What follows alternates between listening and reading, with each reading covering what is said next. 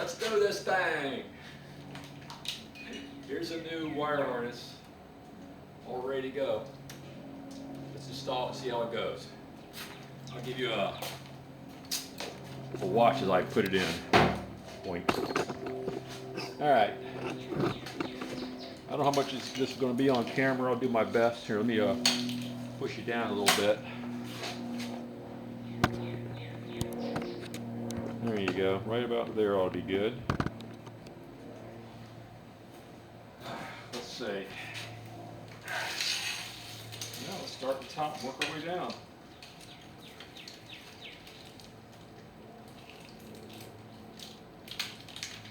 All right.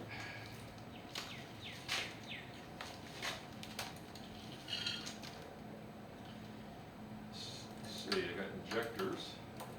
Hope this doesn't take too long. We end up with a super long video. Let me see if I can support this some way. Don't let me forget to put this back on this clamp.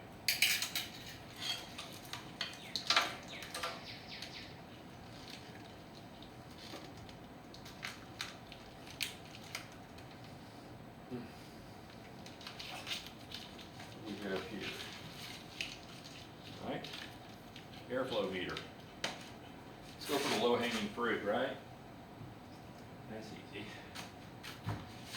What's this? O2 sensor.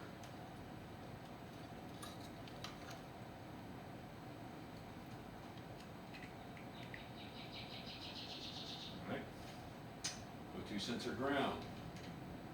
I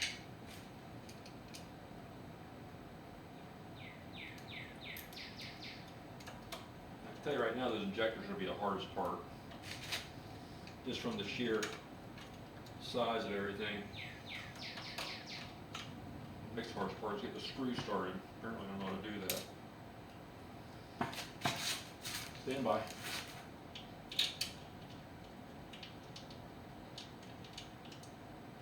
Isn't this exciting? Watch me screw a screw into something. There we go. It's the O2 sensor ground. I'll go on the other side, see if I can get these injectors. All right, let's see what we got.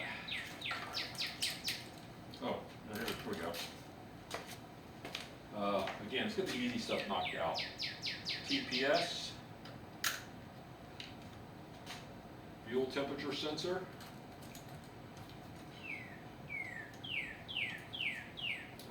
see if we can find the cylinder head temperature sensor. There we go. Let's hit the ground. Put that over here. This is the auxiliary air. This is the one that heats up the auxiliary air during the warm-up phase. And so at first it passes a lot of air, then as it heats up, it closes down. So it just kind of idle up. A very crude idle up. I mean, it's not computer controlled at all, other than the fact that it's turned on. That's it. What is this? Temperature. I even plugged the temperature sensor in there. There's a little story behind that. When I was doing this, I was doing some tests, and the temperature sensor, solar temperature sensor, stopped working. It turned out that I had apparently tugged on it too hard, and that caused it to pull out the crimped connection, so I had to go back and redo that. So that's the story behind that. Let's see here. Okay, I'm plugging in the cylinder head temperature sensor. That's in. Crank angle sensor, that goes to the distributor, which is right here.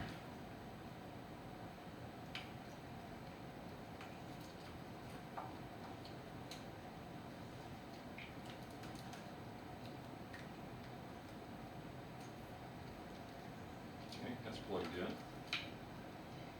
This is the detonation, the knock sensor. The knock sensor location doesn't work well, so I built this extension cord. I'll plug it in over here to the knock sensor. And I just drag this around and keep it away from the flywheel and other things that could chew it up, obviously. I'll just fish it around here. Just want to make, do a cylinder temperature sensor. I just don't want to get caught in the flywheel or next to get melted by the turbo or anything weird like that. Here's the actual connection. There's no way that'll reach to where it needs to be, so this just extends it. Extension cord. What do we have left? That's pretty much, oh, what's this ground? I think the ground's in a minute. I think the rest of the stuff is just these injectors. So let's see how that works out. It's just 2, 3, 1. Good.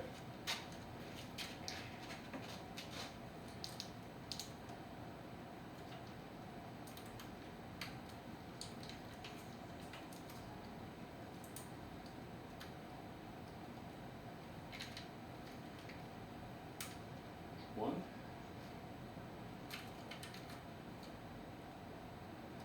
2.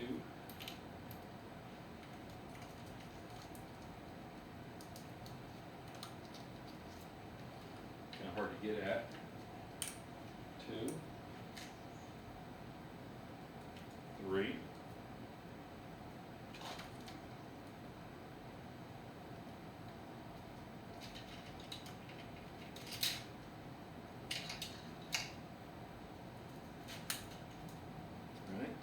And then over here we should have 4, 5, and 6. Remember the pin match, the pins don't match up with the way it's designed because the firing order is different between a 300ZX and an L28, but I've counted for that, so don't worry. There's 6. Field temperature sensor is getting away now. Put him in last.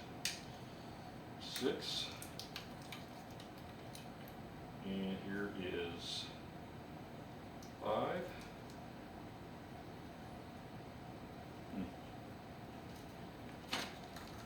I don't like the way these are clocked, but I can get around it. I think I can clock them better. By clocking, I'm talking about the way the injectors are plugged into the rail. Make it a little bit difficult. And we have one more here, right? Where's the last one? This should be 4. Yep. And 4 goes, oh, I did that wrong, didn't I? Okay. Let me do that. Wait a minute. This is 4.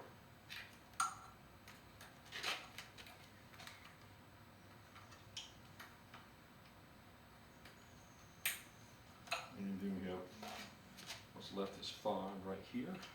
Nope. Where'd 5 go? Here you go. 5, is that 5? 5. Okay, that's better.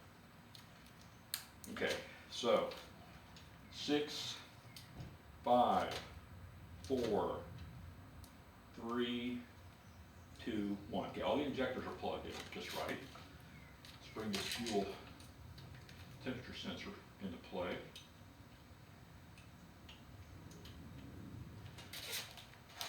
Okay. We have to hook up the grounds. If I can make sure I can find them all. Here's a ground. And one ground here. Should have a whole bunch of grounds tied off somewhere together. Here we go. A whole bunch of grounds here. So let's get all these grounds together.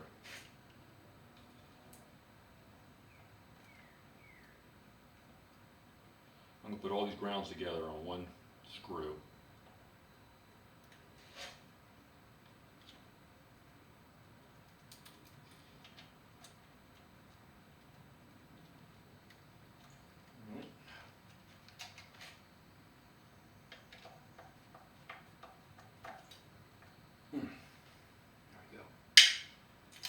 Re-put the clamp because I don't need that vacuum modulator activated. Do I see anything left hanging around loose up top? Nope, nope, this all looks good.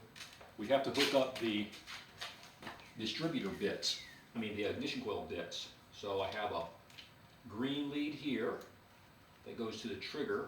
This is just kind of really janky here. I just did that real quick. And I have a blue lead that goes to the low side of the coil, which is over here. I'm just going to wrap around this post. Oh, I can do this a lot better. That's good enough.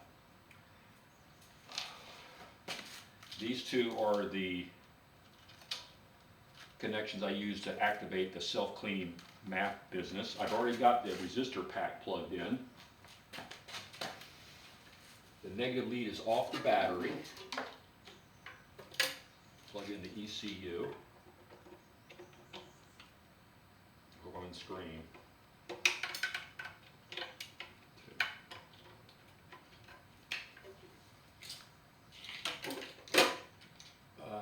I'm going to have to connect up the battery positive. I happen to have two connections just right for this. All right, and plug in the, this is from the ignition switch. This is the part that fits underneath the dash of the 280Z.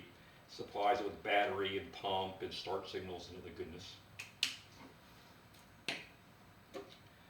Relays are in, everything's hooked up.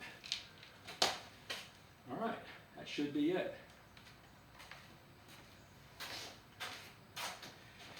Got the battery negative.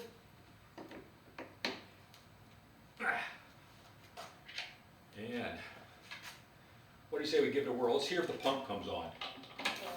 That's a good sign. Let's see if it goes off. It does.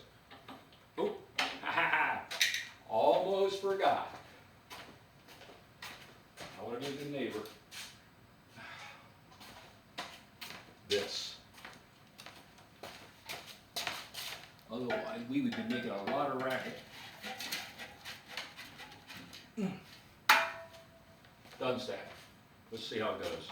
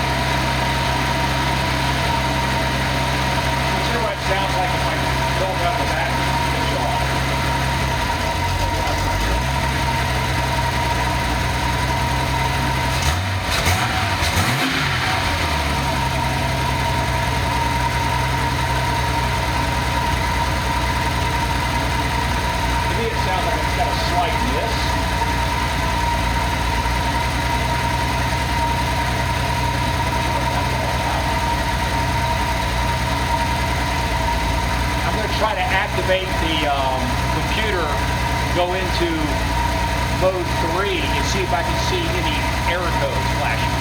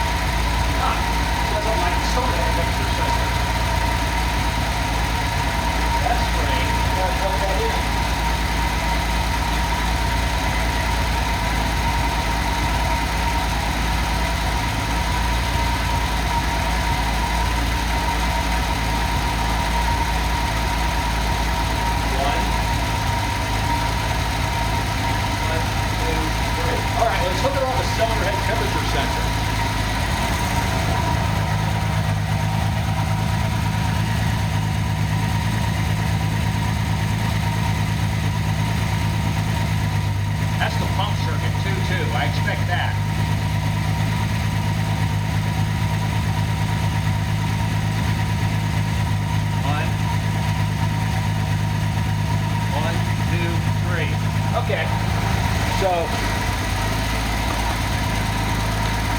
me put you up here. It's running, but it's probably running rich, and I gotta figure out why the cylinder head temperature sensor is not aligned. It's either shorted or open, so I'm gonna cut it off for now and do some troubleshooting and go do some pin resistance checks to make sure that thing is working. I don't know why it's doing that. It's smoothing out now. And it's still reading an error code there. I believe that's pin 26 and 23, so I'll get a bolt on me right here and check the resistance out. But that's it for now, but that's the start. See you later. Bye.